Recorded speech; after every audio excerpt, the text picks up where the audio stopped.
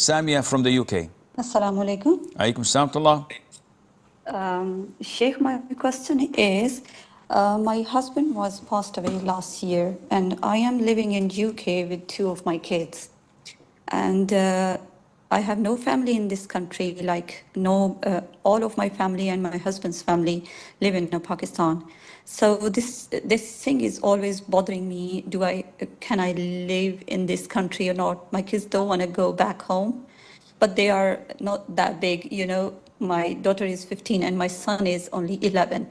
So I can take a chance now, but in back home, I have no one to, you know, take care of myself. Like I can, whenever I ask my family, I want to move back home. I have a roof for living, a small house, but I have no one to, you know, feed me or my kids.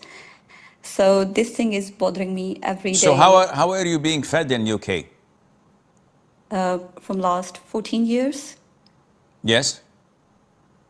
So how are you being fed? You said you don't have anyone to feed you in the UK, in Pakistan. So who's feeding you in the UK? Benefits? No, my husband do work, but it's you know, the main source is definitely Allah, not my husband, no anyone. You said he died last year. Yeah, he died last So now year. who's feeding you? How are you making ends meet? Yeah, after my husband, I am on benefits.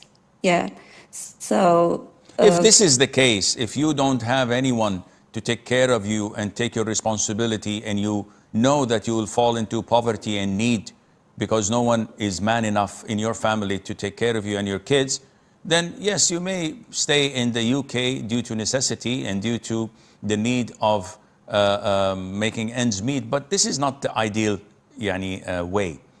The dangers of living in a kafir country, especially on children, especially on their sexuality and on their Islam, is clear to anyone who has eyes. And the amount of counseling sessions I get from complaints of such problems for people in the US and Canada and Europe is heartbreaking. People went there to make a better living, ending up with their children becoming transgender or gay, or leaving Islam altogether, not interested in praying, not interested in anything, because they've been brainwashed.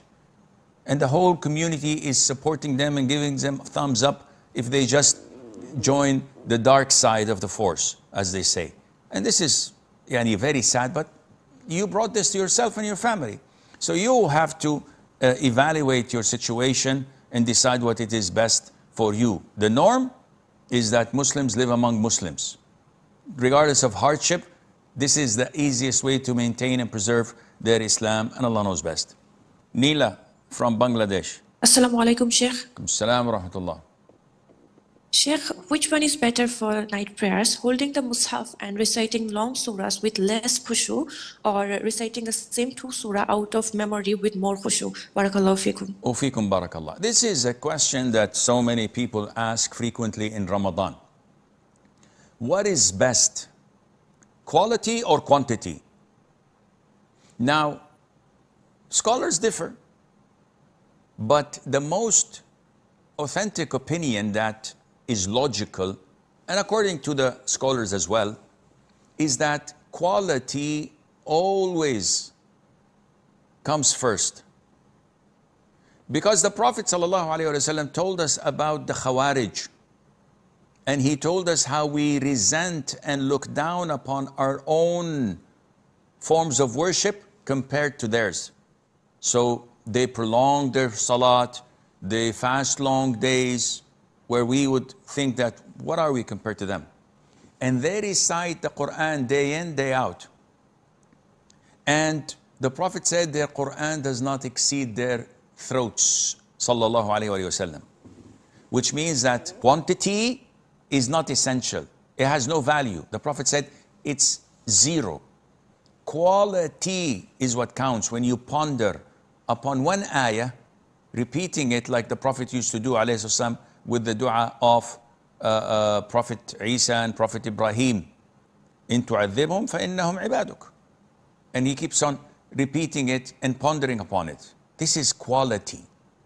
Now, in Ramadan, there are so many reports that the Salaf used to recite a lot of the Qur'an, 10 times, 20 times.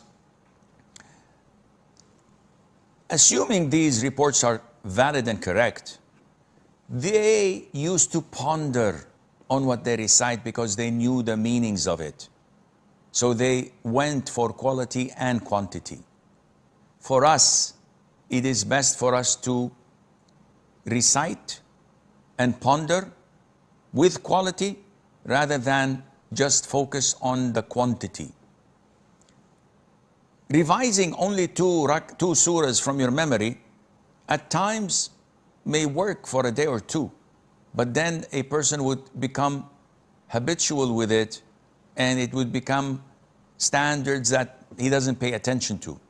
That's why reading it from the Qur'an with trying to ponder upon the verses and to ask Allah for forgiveness when you pass by an ayah of hope and mercy, and ask Allah for refuge when you pass by an ayah of torment, that would be way better, and Allah Azza wa Jal knows best.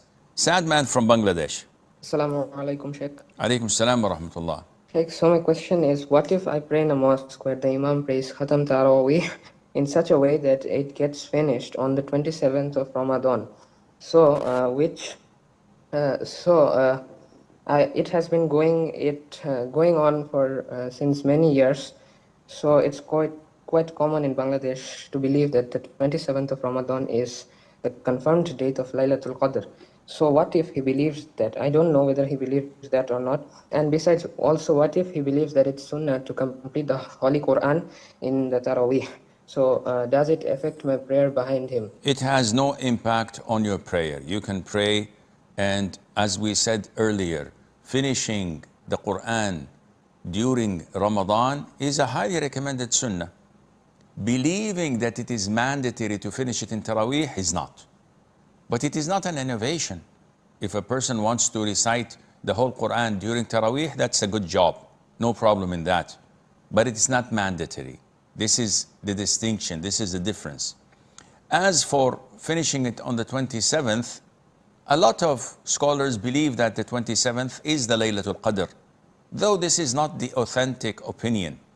But due to the presence of dispute and difference of opinion among scholars, there's no problem of him finishing it on the 27th. Is it sunnah? Of course not, it's not sunnah. But we wouldn't go to the extent of saying, oh, your salat is invalid, go choose another masjid. This is too extreme. Misha from Bangladesh. Assalamu alaikum, Sheikh. Alaikum assalam wa rahmatullah. Sheikh, while offering salam during prayer, for example, I am offering salam on right side and I say assalamu alaikum, and then I again say assalamu alaikum wa rahmatullah, and I again repeat wa rahmatullah due to pronunciation mistake. Sometimes I repeat the whole salam, sometimes I only repeat that specific part. It's not like I am unable to pronounce it. I am able to pronounce it outside the prayer correctly, but during prayer, most of the letters is not clear, so I repeat it. So I'm confused. When should I offer sujud as-sahu? Misha, you're crazy. With all due respect, how long you've been a Muslim? Misha? I'm by-born Muslim. How old are you? 22. How long you've been praying? 17 years, 15 years? Almost. Almost. You're crazy. What's your name?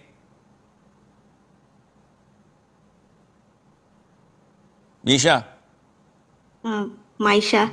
Maisha, okay. How long did it take you to say your name? 1 second, correct? Yes. How many times do you say your name per week? Not that much. Maybe 3 times if someone asks you. So Yes. your name, which you do not say except very few times a month, you manage to say it in 1 second without any problem. While saying Assalamu alaikum wa rahmatullah, which we say twice every prayer, and we have 17 rak'ah in fard, makes it 34 times in fard prayer. And if you add to that the voluntary prayers and the night prayers, that makes it up to 100 a day. Other than the times we enter places and say Assalamu alaikum wa rahmatullah, Assalamu alaikum wa rahmatullah, how are you? Which makes it gazillion times in 15 years of your life. And you're telling me that you're mispronouncing it, though you've said it hundreds and thousands of times, while your name that you say a few times a month, you say it in 1 second? Loka, there is something crazy about you. And this is how we do in our counseling sessions. We open people's eyes. This is not mispronunciation.